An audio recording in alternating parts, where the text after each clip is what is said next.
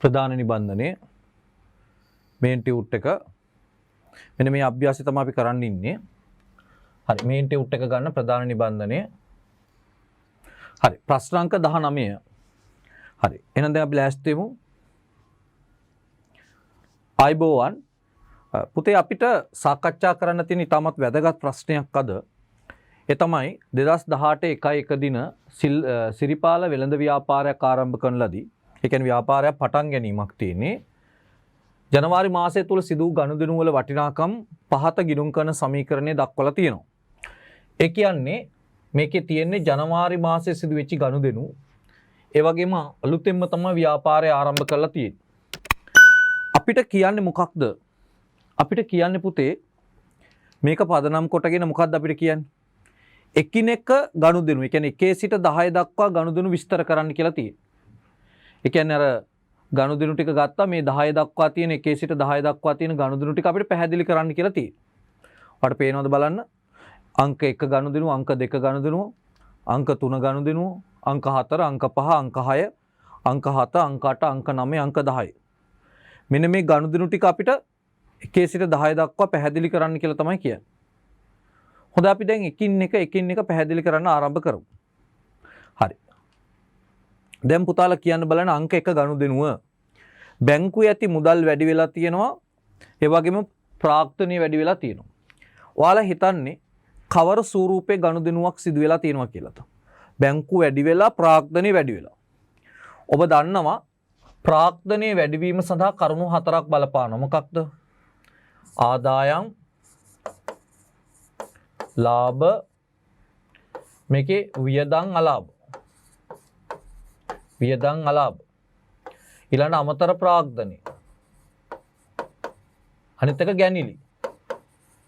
මේ කරුණු 4 බලපානවා ප්‍රාග්ධනීය වෙනස් වෙන්න. අංක 1 ගනුදෙනුවේ තියෙන්නේ මුදල් වැඩි වෙලා ලක්ෂ 3ක්, ප්‍රාග්ධනීය වැඩි වෙලා ලක්ෂ 3ක්. එහෙනම් අපි ලියාගමු.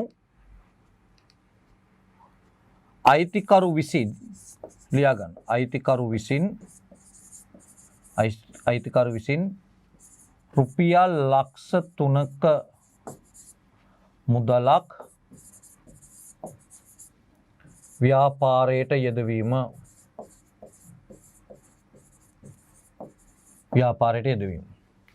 හරි. දැන් පුතේ ඔයාලට මෙන්න මෙතන අතිරේක තොරතුරු යටතේ පොඩි දෙයක් ලියා ගන්න පුළුවන්ද බලන්න. හරි. ලියා ගන්න. මෙන්න මෙහෙම ලියා ගන්න එක. රුපියල් 12000 බැගින් ලියා ගන්න. රුපියල් 12000 බැගින් ලියා ගන්න. රුපියල් 12000 බැගින් මාසික කුලියක් අතිරේක තොරතුරු යටතේ ලියා ගන්න පුතේ. මාසික කුලියක් ආයතනයට ගෙවීමට සිදුවේ. මාස 6ක ගෙවන ලද අත්තිකාරම් මුදල් වාර්තාගත වී ඇත. හරි මේක ලියා ගන්න අතිරේක තොරතුරු වල 8 කියලා දාලා 8 වෙනි ගණන නැත්නම් එහෙම දාන්න ඕනේ නැහැ තරුවක් දාලා ලියා ගන්න ඉහත ගනුදෙනු වල තියෙන අතිරේක තොරතුරක්. හරි. එතකොට ඕක ඔයාලා ඕකේ ඔප්පු කරගන්න ඕනේ ඒ කොටස තියෙනවා කියලා. හරි. මාසයේ රුපියල් 12000 බැගින් මාසික කුලියක් ආයතනයට ගෙවීමට සිදුවේ. මාස 6ක ගෙවන ලද අත්තිකාරම් මුදල් වාර්තාගත වී ඇත. අත්තිකාරම් කියන්නේ මොකක්ද කියලා ළමෙක් අහනවා. අත්තිකාරම් කියලා කියන්නේ පුතේ ඉදිරියට ගෙවපු ඒවට. අත්තිකාරම් කියලා කියන්නේ පුතේ ඉදිරියට ගෙවන ලද ඒවට. හරි. දැන් අංක 1 කරා අපි අංක 2ට යන්. අංක 2 පැහැදිලිව පේනවා මේ බලන්න. උපකරණ තියෙනවා 240000. එතකොට උපකරණ වැඩි වෙලා තියෙනවා කීයද? 240000ක. ඒ වගේම බලන්න ණය වැඩි වෙලා තියෙනවා 240000ක.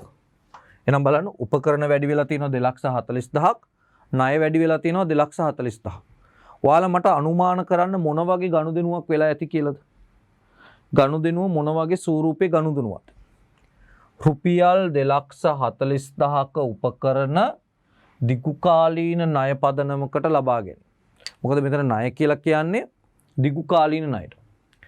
එතකොට රුපියල් 2,40,000ක උපකරණ ණයට ලබා ගැනීම. ණයට ගැනුම් කියලා කියන්න බෑ.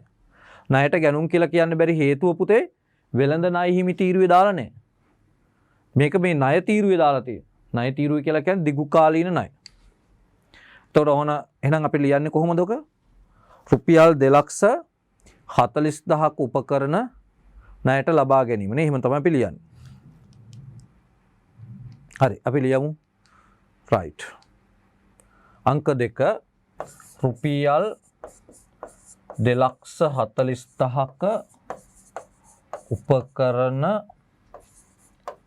ණයට ලබා ගැනීම. රුපියල් 2,40,000ක උපකරණ ණයට ලබා ගැනීම. මේන් අංක 3. අංක 3 වාට පේනවද බලන්න ලක්ෂයක් වැඩි වෙලා තියෙනවා. මොකද්ද ලක්ෂය වැඩි වෙලා තියෙන්නේ? තොගේ ලක්ෂයක් වැඩි වෙලා. ඔව්. ණය හිමියෝ ලක්ෂයක් වැඩි වෙලා. ණය හිමියෝ ලක්ෂයක් වැඩි වෙලා. එතකොට තොගය වැඩි වෙනවා නම් තොගය අරන්. තොගය මිලදී අරන්. හරි. දැන් මේ මිලදී අරන් තියෙන්නේ කොහමද? ණයට. තොගේ මිලදී අරන් තියෙනවා ණයට. ඒක තමයි මේ වෙලා තියෙන්නේ. තොගේ ලක්ෂයක් ගත්තා කියලා කියන්නේ තොගේ වැඩි වෙලා. ඒ කියන්නේ තොගේ අරන්. ඊළඟට ණය හිමියෝ වැඩි වෙලා කියන්නේ ණයට අරන්. එහෙනම් අපි කොහොමද දාන්නේ එක? එක දාන්නේ මෙහෙමයි. අංක 3 රුපියල් ලක්ෂයක තොගයක් ණයට ලබා ගැනීම. රුපියල් ලක්ෂයක තොගයක් ණයට ලබා ගැනීම. හරි. අංක 4 මේ බලන්න 60,000ක් තොගේ අඩු වෙලා. ඒ කියන්නේ තොගය විකුණලා.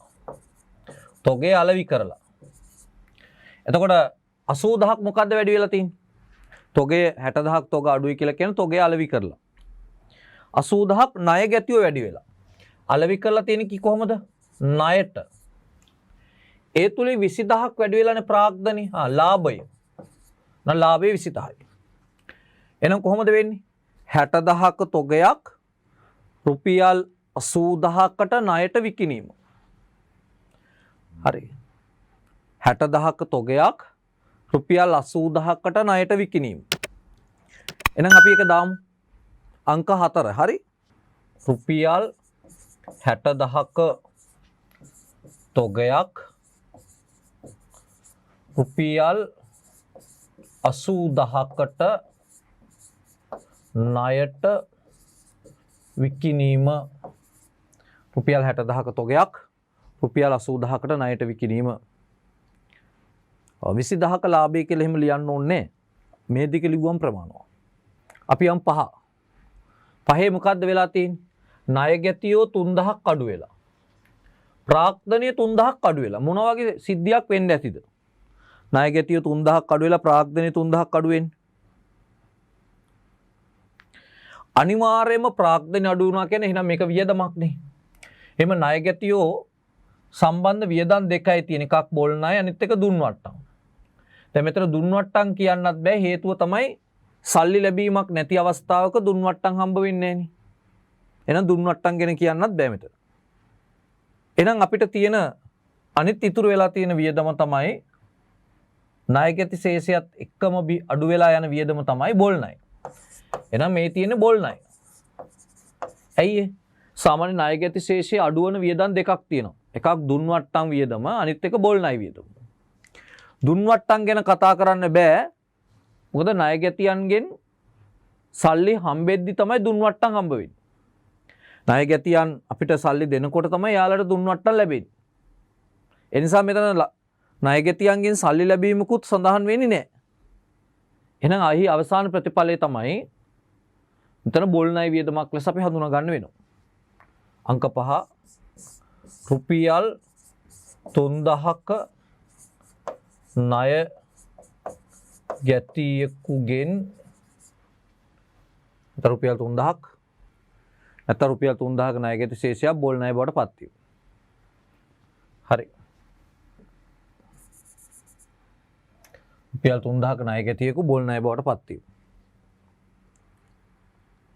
අංක 6. අංක 6 50,000ක් ණය ගැතිය අඩු වෙලා 50,000ක් බැංකුවේ ඇතති මුදල් වැඩි වෙනවා. බැංකුවේ ශේෂය වැඩි වුණා කියලා කියන්නේ මුදල් ලැබිලා. මුදල් ලැබිලා කාගෙන්ද? ණය ගැතියාගෙන්. එහෙනම් මෙතන මේ කියන්නේ 50,000ක් ණය ගැතියා අඩු වෙලා මුදල් 50,000ක් වැඩි වීමෙන් කියවෙන්නේ මොකද? ණය ගැතියා අඩු වෙලා මුදල් වැඩි වෙලා. එහෙනම් ණය ගැතියාගෙන් රුපියල් 50,000ක මුදලක් ලැබිලා. ණය ගැතියාගෙන් රුපියල් 50,000ක මුදලක් ලැබිලා. ඒක තමයි උතන කියන්නේ. එහෙනම් අපි බලමු ඔය වෙන්නේ මොකද්ද? ණය ගැතියාගෙන් රුපියල් 50,000ක මුදලක් ලැබීම. අංක 6 හරි. ණය ගැතියාගෙන් රුපියල් 50,000ක මුදලක් ලැබීම. ණය ගැතියාගෙන් රුපියල් 50,000ක මුදලක් ලැබීම. ණය ගැතියාගෙන් ණය ගැතියන්ගෙන් ඕන එකක් 50,000ක මුදලක් ලැබීම. කියන්නේ ණය ගැති ලැබීම රුපියල් 50,000යි. හරි. අංක 7. අංක 7 තියෙනවා 70,000ක් අඩු වෙලා බැංකු 70,000ක් ණය හිමියෝ අඩු වෙලා. ණය හිමියෝ අඩු වෙලා කියලා කියන්නේ ණය හිමියන්ට ගෙවලා. ණය හිමියෝ අඩු වෙලා කියලා කියන්නේ ණය හිමියන්ට ගෙවා ඇත. දැන් මොනවාද ගෙවලා තියෙන්නේ? මුදල්. මුදල් අඩු වෙලානේ. මුදල් ණය හිමියන්ට ගෙවලා තියෙනවා. කීයක්ද? 70,000. එහෙනම් රුපියල් 70,000ක මුදලක් ණය හිමියන්ට ගෙවලා තියෙනවා. ගනුදෙනුවේ ස්වභාවය ඒකයි. හරි. ලියා ගන්න අංක 7 යටතේ රුපියල් 70,000ක මුදලක් ණය හිමියන්ට ගෙවා ඇත. රුපියල් 70,000ක මුදලක් ණය හිමියන්ට ගෙවා ඇත. අංක 8. අංක 8. අංක 8 පුංචි දෙයක් ගැන ඔයාලට මම මතක් කරන්න කැමතියි. ඔයාලට පේනවද බලන්න ওই ගනුදෙනු ඇතුලේ තියෙනවලු මාසෙකට රුපියල් 12,000 බැගින් මාස 6ක කුලී ගෙවීමක් තෙන. නැත්නම් කුලී අත්තිකාරම් ගෙවා ඇත කියලා වාර්තා වෙලා තියෙනවා කියලා පැහැදිලිවම උතන කියනවා. බලන්න කියනවා 12,000 බැගින් මාස 6ක කරන ලද කුලී අත්තිකාරම් ලෙස නැත්නම් අත්තිකාරම් මුදල වර්ෂය තුලදී ගෙවීමට සිදු වෙලා තියෙනවා. ඒක වාර්තාගත වෙලා තියෙනවා. හරි. එතකොට අපිට තේරෙනවද බලන්න 12,000 ගානේ 6ක් කීයක් එනවද? 12,000 ගානේ 6ක් කීයක් එනවද? 72,000යි.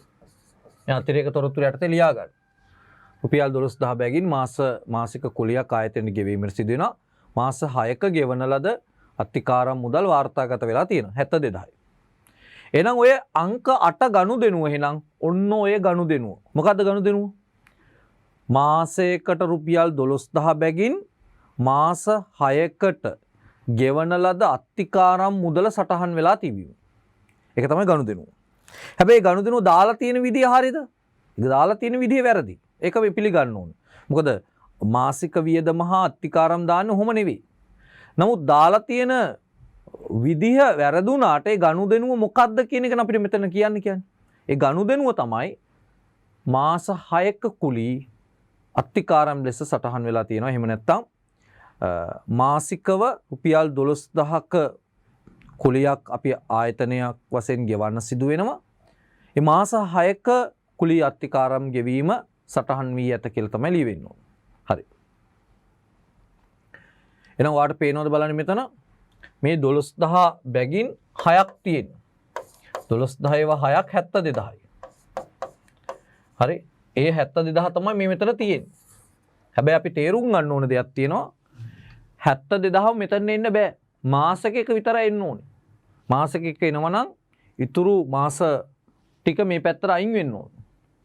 නමුත් මෙතන 72,000ම දාලා තියෙනවා. ඒක වෙනම කතාවක්. හැබැයි මේ ගනුදෙනුව මොකද්ද? මාස 6ක ගෙවන ලද කුලී අත්තිකාරම් රුපියල් 72,000 සටහන් වී තිබීම. හරි. ගනුදෙනුව ඒකයි. ලියන්න. මාස 6ක ගෙවන ලද රුපියල් 72,000ක කුලී අත්තිකාරම් සටහන්ව පැවතීම මාස 6ක ගෙවන ලද කුලී අත්තිකාරම් සටහන්ව පැවතීම. හරි ඊළඟ එක 2000ක් උපකරණ අඩු වෙලා උපකරණ 2000ක් අඩු වුණා කියන්නේ ෂෙය. උපකරණ 2000ක් අඩු වුණා කියන්නේ එතන තියෙන ෂෙය. රුපියල් 2000ක උපකරණ ෂෙය වීම. රුපියල් 2000ක උපකරණ ෂෙය වීම. 10 වෙනි එක. රුපියල් 7000ක් බැංකු මුදල් අඩු වෙලා 5000ක් ණය අඩු වෙලා 2000ක් ප්‍රාග්ධනය අඩු වෙලා මොන වගේ ගනුදෙනුවක්ද වෙලා ඇත්තේ බලන්න 7000ක් බැංකු අඩු වෙලා ණය 5000ක් අඩු වෙලා 2000ක් ප්‍රාග්ධනය අඩු වෙලා මොන වගේ ගනුදෙනුවක් සිදු වී ඇද්ද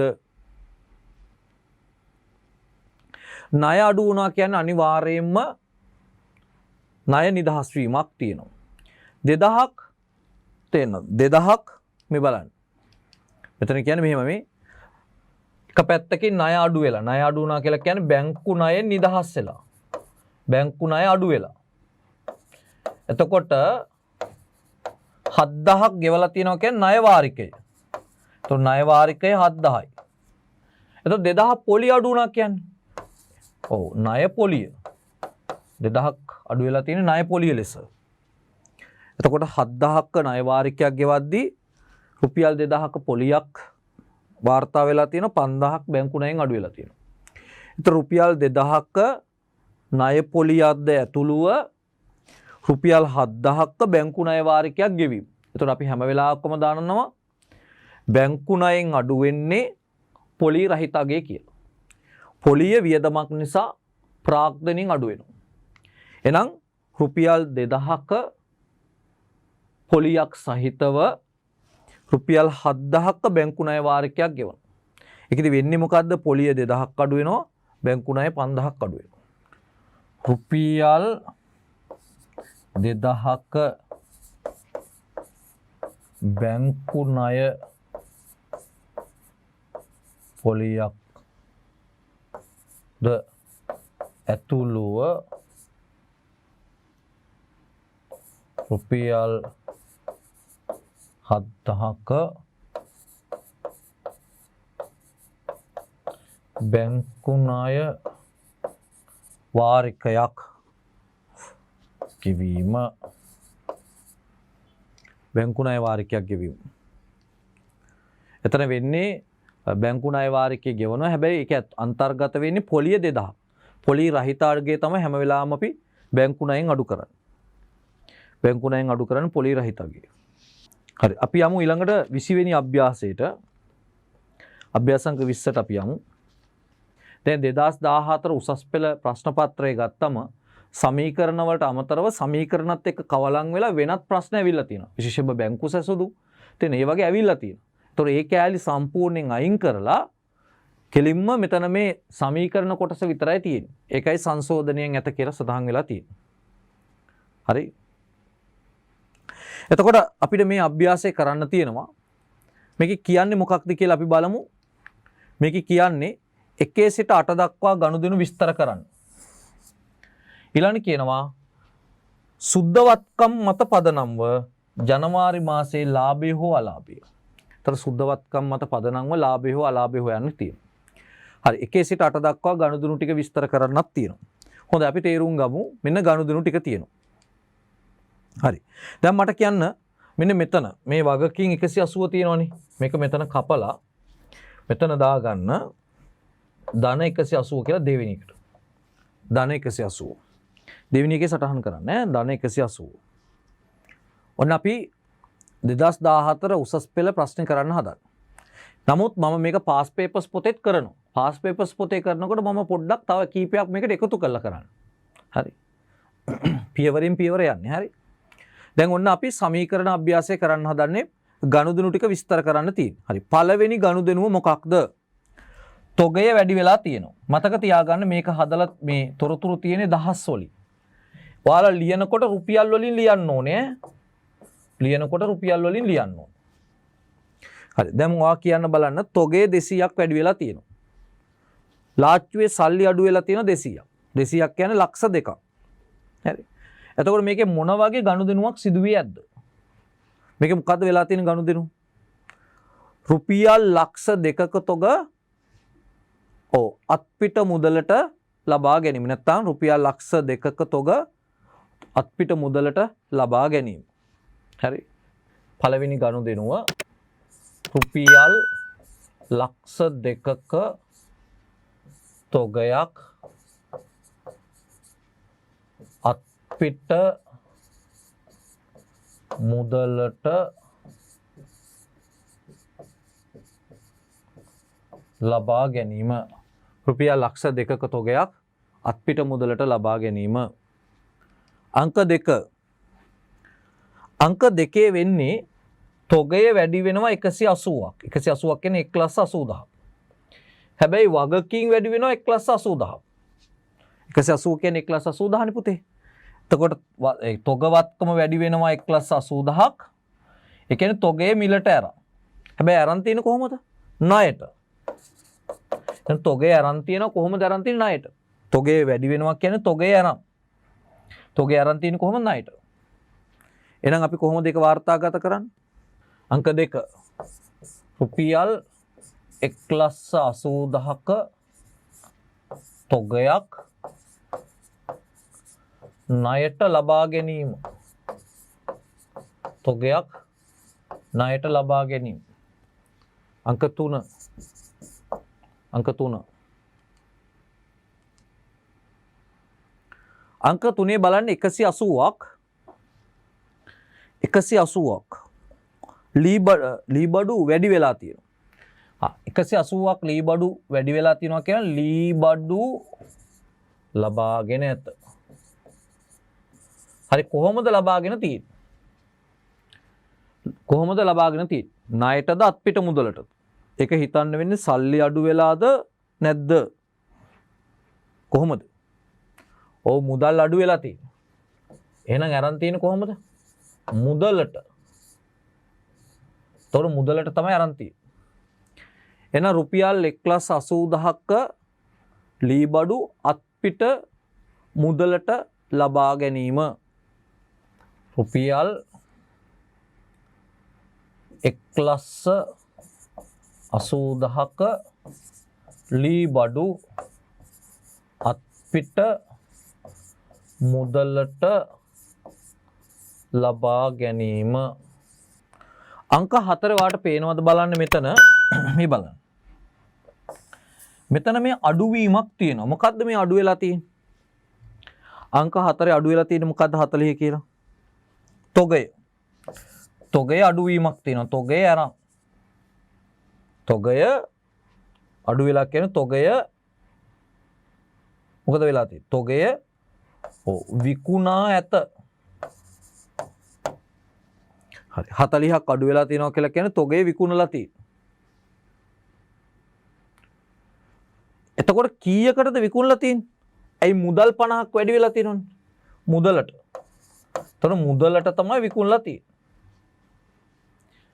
මොකද 40ක තොගයක් 50ක අත්පිට මුදලට විකුණනකොට 10ක මොකද්ද තියෙන්නේ? ලාභයක් තියෙනවනේ. දැන් අපි කොහොමද ඔක හිතන්නේ? රුපියල් 40000ක තොගයක් රුපියල් 50000ක අත්පිට මුදලට විකිණීම. එබැවින් රුපියල් 40000ක තොගයක් රුපියල් 50000කට අත්පිට මුදලට විකිණීම. ඒතර වාර්තා වෙන්නේ ඔන්න ඔය විදියට. රුපියල් 40000ක තොගයක් රුපියල් 50000කට අත්පිට මුදලට විකිණීම. රුපියල් 40000ක තොගයක් රුපියල් 50000කට අත්පිට මුදලට විකිණීම. රුපියල් 40000ක තොගයක් රුපියල් 50000කට අත්පිට මුදලට විකිණීම. අංක 5. අංක 5 මොන වගේ ගනුදෙනුවක් වෙලා ඇද්ද? ඔයාලට පේනවද බලන්න පුංචි දෙයක්. 40ක් ණය හිමියෝ අඩු වෙලා. ණය හිමියෝ අඩු වෙලා නම් ණය හිමියන්ට ගෙවා ඇත. හැබැයි 40ක් ණය හිමියෝ අඩු වෙලා කියන්නේ ණය හිමියන්ට ගෙවලා. මොකද ගෙවද්දි තමයි ණය හිමියෝ අඩු වෙන්නේ. හැබැයි පොඩි ප්‍රශ්නයක් මුදල් අඩු වෙලා තියෙන 38යි. එතකොට 40000ක ණය හිමි ශේෂයක් පියවීම සඳහා රුපියල් 38000ක මුදලක් තමයි ගෙවලා තියෙන්නේ. හැබැයි ඔයාලට පේනවද බලන්න දෙකක තියෙනවා ලද වට්ටම. එහෙනම් කොහොමද අපි මේක හඳුනගන්නේ? රුපියල් 40000ක ණය හිමි ශේෂයක් පියවීම සඳහා රුපියල් 38000ක මුදලක් ගෙවා ඇත. ලද වට්ටම රුපියල් 2000යි. කොහොම තමයි අපි ඒක සටහන් කරන්නේ. අපි බලමු. රුපියල් 40000ක ණය හිමි ශේෂයක් පියවීම සඳහා රුපියල් 40000ක ණය හිමි ශේෂයක් පියවීම සඳහා රුපියල් 38000ක් ගෙවා ඇති අතර ලද වට්ටම රුපියල් 2000යි. ලද වට්ටම රුපියල් 2000යි. ණය හිමි ශේෂයේ තියෙන්න ඕනේ මේකේ ගෙවපු මුදල ගැන තියෙන්න ඕනේ ලද වට්ටම තියෙන්න ඕනේ පැහැදිලි කිරීම තුල. අනිවාර්යයෙන් කරුණු තුනම තියෙන්න ඕනේ.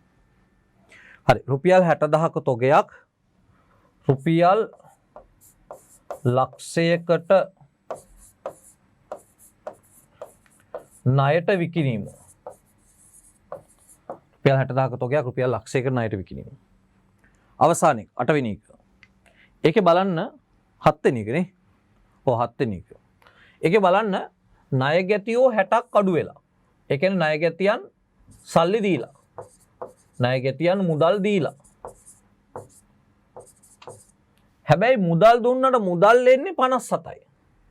මේ ණය ගැතියන්ගෙන් ලැබිලා. ණය ගැතියන්ගෙන් ලැබිලා තියෙන 57යි. දැන් 60000ක ණය ගැතියෙක් අපිට ගෙවීම් කරනකොට ලාච්චුවේ සල්ලි වැඩි වෙන්නේ 57යි. එතකොට ඉතුරු තුන මොකක්ද? ඉතුරු තුන තමයි අපිට බිහි වෙච්ච දුන් වට්ටම. ඇයි අපි එහෙම කියන්නේ? එහෙම කියන හේතුව තමයි දැන් 60000ක ණය ගැතියෙක් අපිට සල්ලි ගෙවනවා නම් අපිට 60ක්ම එන්න බෑ. ඒ කියන්නේ 60000ක් නම් 60000ක්ම එන්න ඕනේ.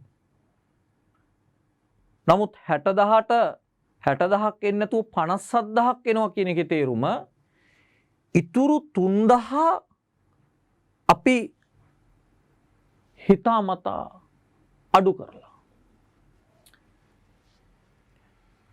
එක හේතුව. එහෙනම් රුපියල් 60000ක ණය ගැති ශේෂයක් පියවීමේදී රුපියල් 57000ක මුදලක් ලැබුණු අතර දුන් වට්ටම 3000යි. අන්න ඒක තමයි එන්න ඕන. අංක 7 රුපියල් 60000ක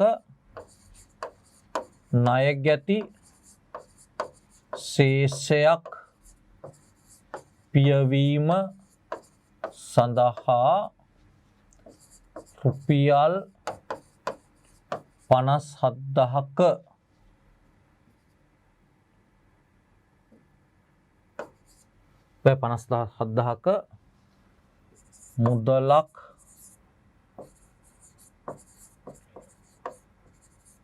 ලැබුණු අතර දුන් වට්ටම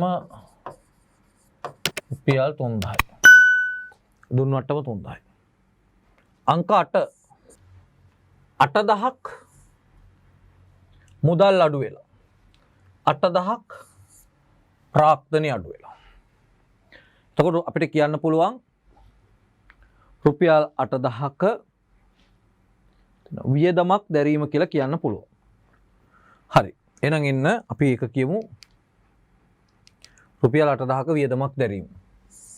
හරි ඕන්නම් කෙනෙකුට ගැනිලි කියලා කියන්නත් පුළුවන්. නමුත් ගැනිලි වගේ එකක් නම් අපිට නිශ්චිතව කියන්න එපා. අපි නැත්තම් හොයාගන්න බෑනේ. දැන් වියදමක් දැරීම සහ ගැනිලි දැරීම කියන එකෙන් අපි මොකද්ද තෝරගන්නේ? දෙකම කියන්න පුළුවන් වෙච්ච වෙලාවක අපි මොකද්ද තෝරගන්නේ? ඔන්න ඒ වගේ අවස්ථාවක හිතන්න ඕන විදිහ. සාමාන්‍යයෙන් අයිතිකාරයක් ගැනිලි කියන ඒවා හැමදාම කරන ඒවා නෙවෙයි. එයා ඒක ව්‍යාපාරයෙන් කරොත් ඒක ව්‍යාපාරයේ විශේෂයෙන්ම හිතන්න ඕන කරුණක්. ඇයි ඒ ව්‍යාපාරේ සල්ලි නෑරයි යන්නේ. අයිතිකාරය ව්‍යාපාරය දෙන්නේ. ව්‍යාපාරයේ තියෙන සල්ලි අයිතිකරු අරන් ගියොත් ඒක ගැන අපිට කෙලින්ම කියන්න එපා. අපිව දැනුවත් කරන්න එපා. දැන් වියදමක් ඇති වෙන එක ඉතින් අපිව දැනුවත් කරන්න දෙයක් නෙවෙයි. සාමාන්‍ය වියදම නිරන්තරයෙන් ඇති වෙනවා.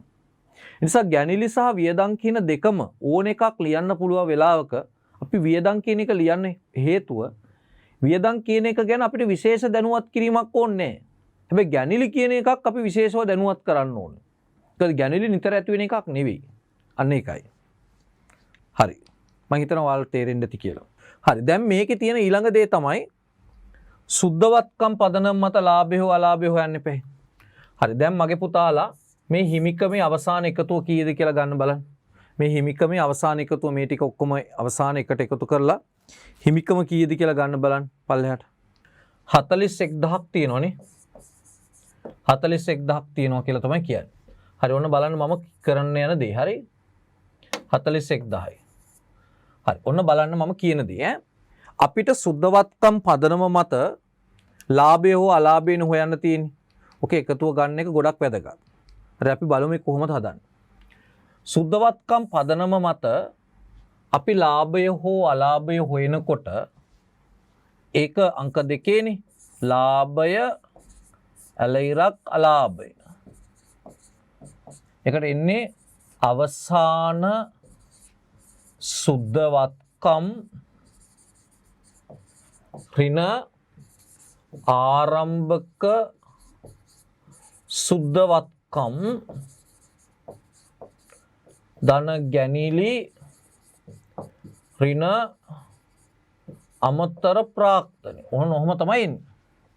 දැන් රූල් 5ක් තියලා පෙර වැඩක තියන්න ඕනේ අවසාන සුද්ධවත්කම්. කොහොමද අපි අවසාන සුද්ධවත්කම් හොයන්නේ? ඒක හොයන්නේ මෙහෙමයි. අංක 1 සිට 8 දක්වා ගනුදෙනු බලපෑම. අංක 1 සිට 8 දක්වා ගනුදෙනු බලපෑම කියන 41000යි. අංක 1 සිට 8 දක්වා ගනුදෙනු වල බලපෑම 41000යි. ආරම්භක ප්‍රාක්තනය. හරි ආරම්භක ප්‍රාක්තනය කීයද? 520000යි. කොහෙන්ද මේ 520000 ගත්තේ? ඒ කියන්නේ ලක්ෂ 4යි 1.20යි කියන දෙකේ එකතු. කොහෙන්ද මේක ගත්තේ? ඔන්න මම පෙන්නන ගත්ත තැන. මේ තියෙන්නේ ලක්ෂ 4ක ඉතුරුන් 1,20,000ක ඔහුගේ පරිගණකේ. ඔක්කොම 5,20,000යි. ඔක්කොම 5,20,000ක් තියෙනවා. මේ ටික එකතු වුණාම කීයක් වෙනවද? 5,61,000යි. 5,61,000යි. ඒ 5,61,000 මොකද කරන්නේ? මෙතන අවසාන සුද්ධවත්කම් කියලා දානවා 5,61,000. 5,61,000යි. ආරම්භක සුද්ධවත්කම්. ඒක ආරම්භක සුද්ධවත්කම් කියලා කියන්නේ පුතේ අර ඔයා මේ දැකපු මේ ලක්ෂ 4යි 1,20,000 කියන දෙකේ එකතුව 5,20,000 ඔයා දැකපු. ඒකට තමයි ආරම්භක සුද්ධවත්කම් කියලා කියන්නේ. හරි දැන් අපි ඒක දාමු. ආරම්භක සුද්ධවත්කම් 5,20,000. හරි ගැනිලි. හරි ගනුදෙනු ටික විස්තර කරපු තැන බලන්න ගැනිලි හම්බුණාද කියලා. ඔන්න 1 2 3 4 ඔහොම නිකන් කියවලා බලන්න ගැනිලි හම්බුණාද කියලා. ගැනිලි හම්බුණාද කියලා කියවලා බලන්න. හම්බුනේ නැහැ. ආයෙනම් බින්දුවයි. අමතර ප්‍රාග්ධන හම්බුනෙත් නැහැනේ. එතකොට කීයක් එනවද රුපියල් 41000ක් තියෙනවා. හරි. හරි. දැන් මේ ගාන අපි මේ හදපු ගානම තියෙනවා මෙතන. හැබැයි පුතේ දැන් මේ ගාන හදනකොට ඔයා බල බලානේ හැදුවේ. මම ලියනකොට ඔයා බල බලා හැදුවේ. හැබැයි මේ ගාන ඔයාට පුළුවන් වෙන්න ඕනේ බලන්න නැතුව දැන් හදන්න. හරි. ඒ ගානම තමයි නමුත් බලන්න නැතුව හදන්න පුළුවන් වෙන්න ඕනේ. හරි. මම මේකේ වෙනස්කම් කරනවා පිටු අංක 41. පිටු අංක 41 තියෙන්නේ මේ ගානේ පොඩි වෙනස්කමක් කරන මෙතන ධන 180යි කියලා දානවා. හරි. මෙතන ධන 180යි කියලා දානවා. පිටු අංක 41 තියෙන්නේ මේ ගාන Taman තනියම හදන්න ඕනේ. හැබැයි මේක ගෙදරදි කරන්න. මේක ගෙදරදි අනිවාර්යයෙන්ම කරන්න මේක හදන්න ඕනේ Taman කාලය තියලා මිනිත්තු 25ක් ඇතුළත හදන්න. 20ක් ඇතුළත හදනවා හොඳයි. මිනිත්තු 20ක් දෙන්න අඩු කාලේ අඩු කරලා. මේ ගාන තනියම ඕනද තනියම හදන්න ගානක් දීලා තියෙනවා. උගන්නපු ගානම තමයි. හැබැයි ගාන බලලා හදවුවොත් වැඩක් නැහැ. අපරාධයි. තේන ගාන බලලා හැදුවොත් මේ මම බලාපොරොත්තු වෙච්චි කුසලතාවයේ සංවර්ධනය වෙන්නේ නැහැ. මගේ අවශ්‍ය කුසලතාවය තමයි ඔයාලා හදලා තියෙන්න ඕනේ. අර මම ගාන හැදුවනේ ඒ ගානම දුන්නම ඒක බලන්න නැතුව හදන්න. පුළුවන් ද බලන්න ගෙදරදී හදන්න.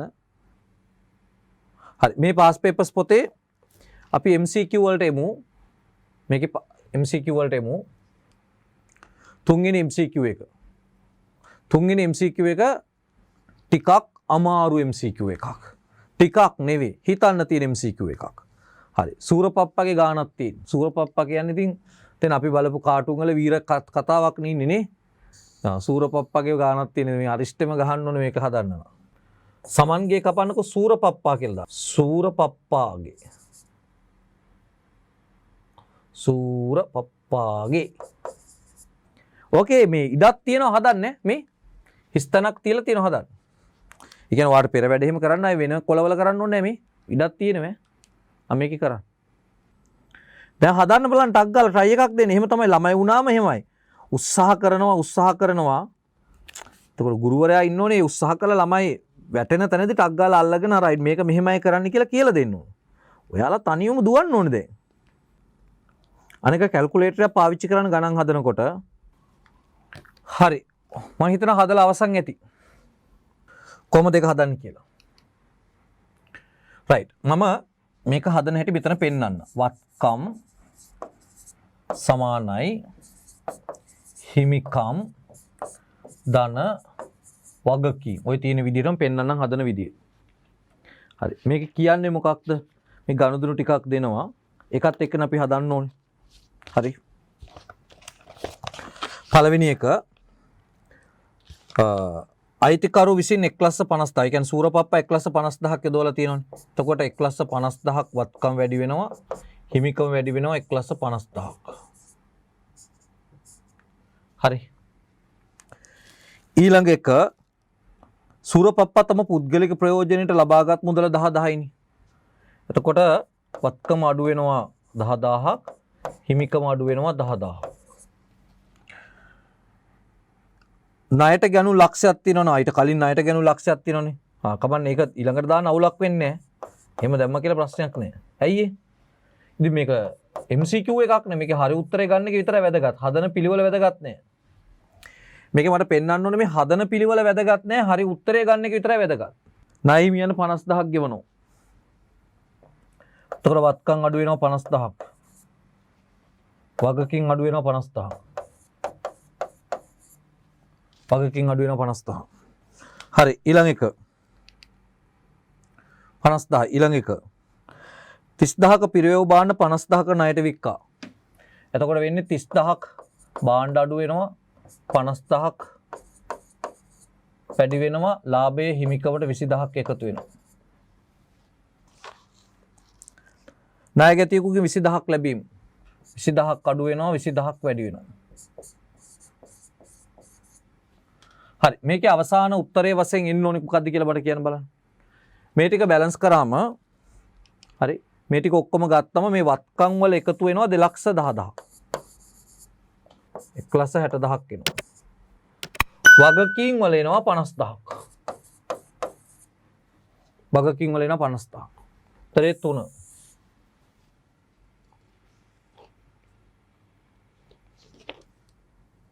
පස්වෙනි එකට උත්තරේ ගන්න. පස්වෙනි ප්‍රශ්නයට උත්තරේ ගන්න. හරි උත්තරේ අපි බලමු. රුපියල් 10000ක භාණ්ඩ තොගයක් 12500ක ණයට විකුණලා තියෙනවා. දැන් මේකේ වෙන්න ඕනේ මෙහෙමනේ. භාණ්ඩ අඩු වෙනවා. ඒ කියන්නේ වත්කම් අඩු වෙනවා. ආයි ණය ගැතිය වැඩි වෙනවා. ආයි වත්කම් වැඩි වෙනවා. එතකොට වත්කම් වගකීම් හිමිකම් නම් ඒ හිමිකම් කියන්නේ ප්‍රාග්ධනයනේ නේ. හරි. එතන වෙන්නේ මෙහෙමනේ. මෙතනින් අඩු වෙනවා 10000. මෙතන එකතු වෙනවා 12500ක්. වෙනස හිමිකම 2500ක් එනවනේ. එතකොට මෙතන එනවා 2500ක්. මෙතනටත් එනවා 2500ක්. හරි. එතකොට වත්කම් වැඩි වේ ප්‍රාග්ධනය වැඩි වේ. හරි උත්තරේ මොකද්ද? වත්කම් වැඩි වේ ප්‍රාග්ධනය වැඩි වේ. උත්තරේ මොකද්ද? උත්තරේ